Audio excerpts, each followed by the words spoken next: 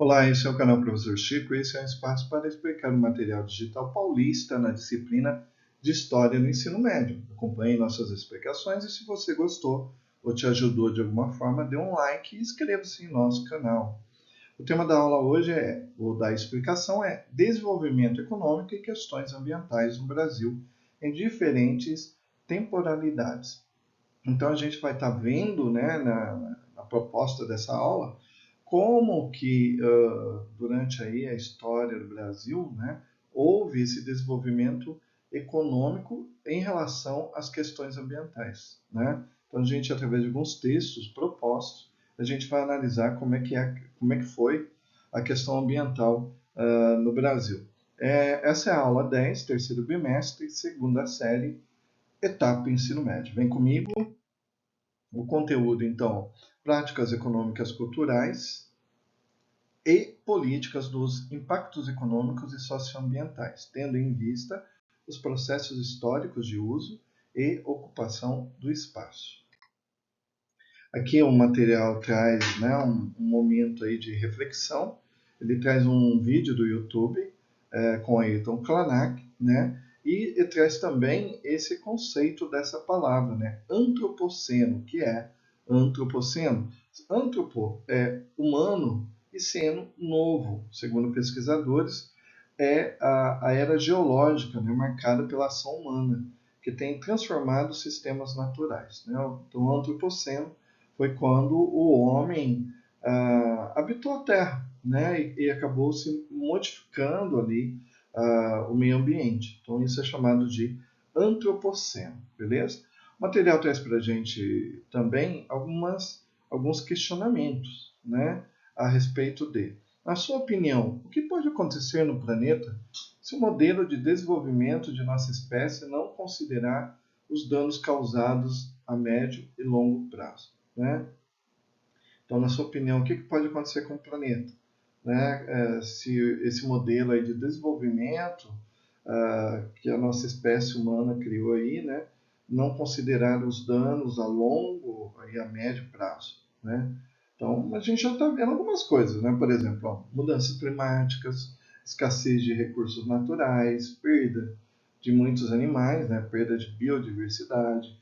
A gente já está tendo problemas de saúde pública, migração forçada, conflitos, né? Colapsos aí de ecossistemas e desigualdades aí em nossa sociedade. Então, por isso é importante pensar aí nesse desenvolvimento, né?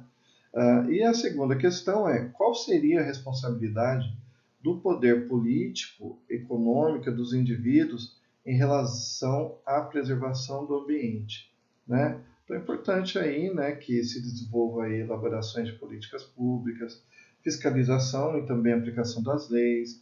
A gente tem que pensar também em promoção de energias renováveis, práticas empresariais e industriais sustentáveis, né? A inovação sustentável, consumo consciente e políticas de conservação e educação ambiental, né? No próximo slide, só um minutinho, aqui a gente tem já alguns textos, né, para a gente analisar em sala de aula. Inclusive, aqui está falando, né, diálogo com os historiadores. Então, como foram as políticas ambientais do Estado brasileiro ao longo do tempo?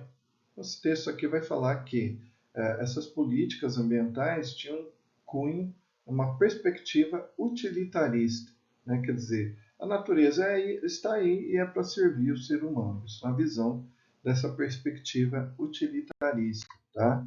E aí o material traz para a gente alguns pensadores, né, falando sobre essa perspectiva. Como é que, durante a história, aqui principalmente a história do Brasil, né, como é que as políticas públicas lidaram com as questões ambientais. Então a gente tem o primeiro texto, A Natureza a Serviço do Rei, de Maria Isabel de Siqueira. Tá? Em sala de aula você vai poder ler, ou você dá um pause aí, pode ir lendo também aqui. Traz um mapa com o título Terra Brasilis, que é de autoria do cartógrafo português Lopo Homem, auxiliado por Pedro e Jorge Reinão, e foi feito no ano de 1519, né? E aí você tem a finalização do texto, né?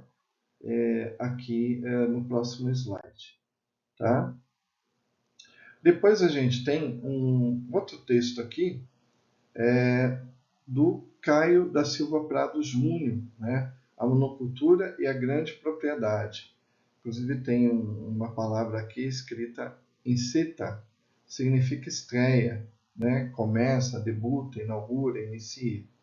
Então aí é uma análise desse texto do Caio Prado Júnior com o tema aí, a monocultura e a grande propriedade. O que é monocultura? Né? A monocultura é quando uma fazenda, né, uma região planta um único produto. Monocultura, né, um único produto. Aqui nós tivemos no Brasil vários ciclos econômicos e a gente pode citar um desses ciclos, a cana-de-açúcar, né, foi uma monocultura, o café, outra monocultura e etc. Tá? Então você vai estar aí lendo e analisando esse texto aí do Caio Prado Júnior, né? E depois é legal lendo e resumindo, né? Então, por exemplo, esse texto fala da grande propriedade rural no Brasil, né? Que está ligado à monocultura, fala da questão da agricultura tropical, né? Que sempre visa o lucro, tá? Né? Sempre o valor alto comercial dos produtos, tá? A falta de diversificação desses produtos e o uso de mão de obra inferior, né? Somente mão de obra escrava no período colonial foi usado aí.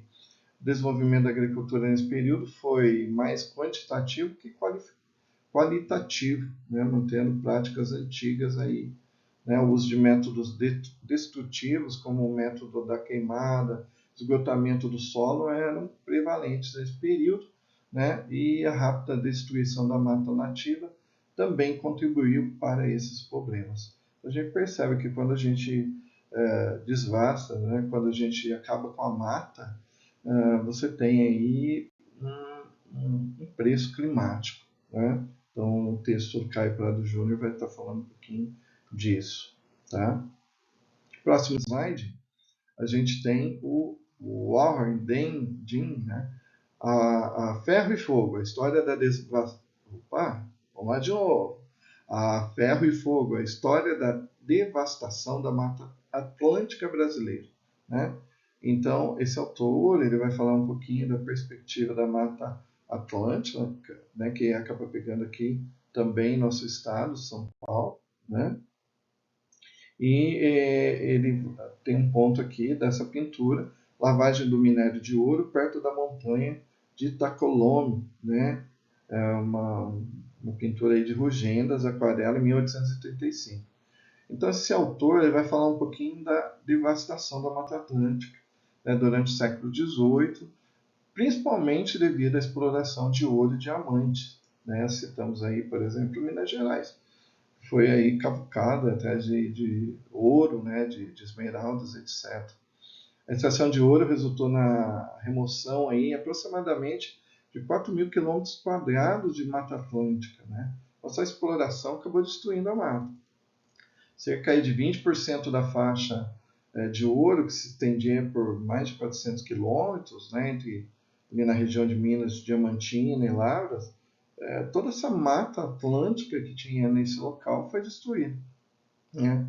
Somente ali em áreas próximas a riachos, né, que acabaram afetando aí as plantas, né, que dependiam da umidade, né? Então, essa corrida do ouro acabou também destruindo todo o ecossistema ali na região ali de Diamantina, Lavras e boa parte da floresta de Mata Atlântica, tá?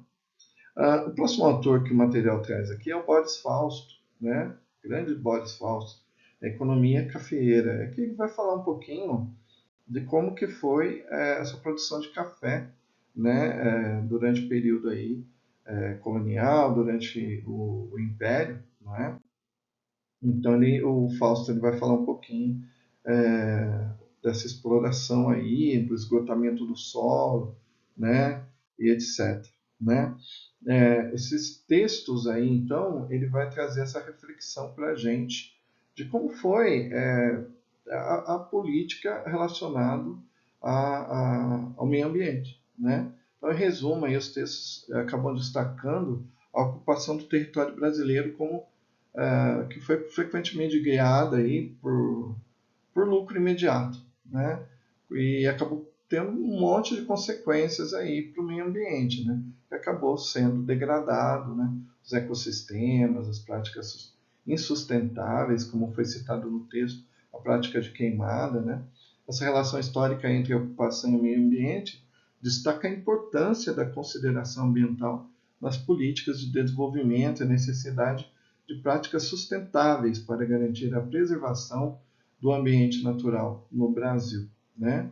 E aí o material traz aí em sala de aula, né, para que você reflita sobre isso, né? Reflitam sobre o que é possível concluir a respeito da ocupação do território brasileiro e sua relação com o meio ambiente, né? Ok, próximo slide.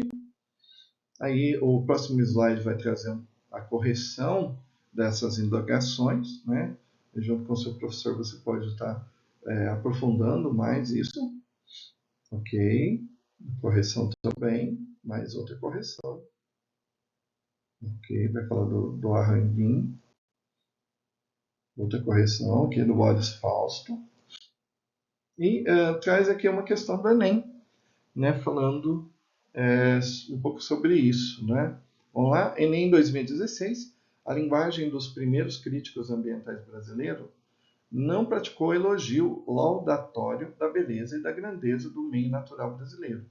O meio natural foi elogiado por sua riqueza e potencial econômico, sendo sua destruição interpretada como um signo de atraso, ignorância e falta de cuidado, né?